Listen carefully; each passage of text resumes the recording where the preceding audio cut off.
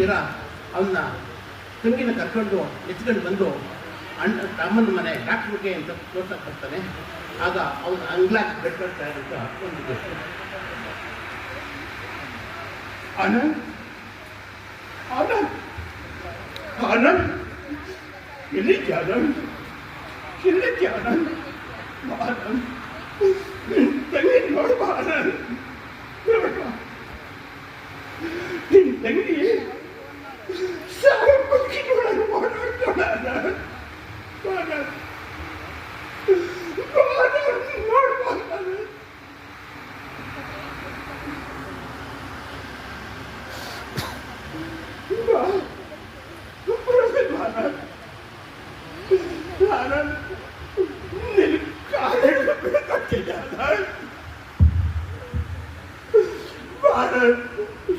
ನನ್ನ ತಂಗಿ ಬಾನಂದ್ ನಿನಗೂ ತಂಗಿದೆ ಬಾನಂದ್.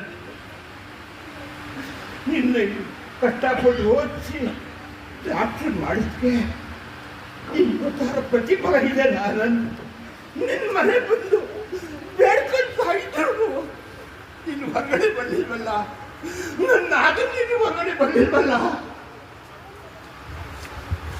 ಏನಮ್ಮ ಏನಮ್ಮ ನೀನು ಒಂದು ಹೆಣ್ಣಾಗಿದ್ಯಾ, ನಿನಗೂ ಒಂದು ಮಗು ಇತ್ತು, ಅದಕ್ಕೆ ಜಾಗಕ್ಕೆ ಬಂದಿದ್ರೆ ಏನು ಮಾಡ್ತಿದ್ದೆ ಸ್ವಲ್ಪ ಯೋಚಿಸು, ಸ್ವಲ್ಪ ಯೋಚಿಸು.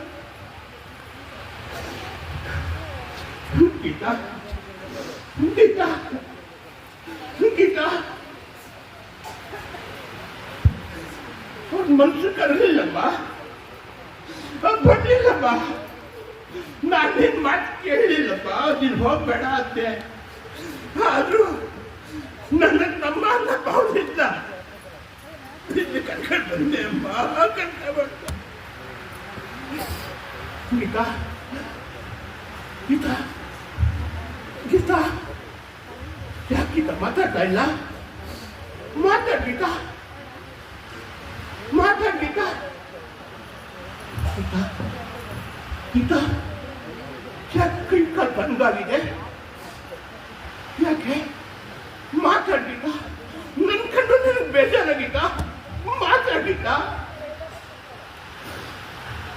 ಗೀತಾ ಗೀತಾ ನಿನ್ನಿದ್ರೆ ನಾನು ಮಾಡಲ್ಲ ಗೀತಾ. ನೀನು ಮಾತಾಡಿದ್ರೆ ನಾನು ಬಂದಲ್ಲಮ್ಮ.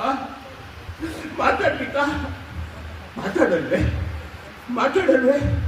ಯಾಕೆ ಯಾಕೆ ಮಾತಾಡ್ಲಿಕ್ಕ?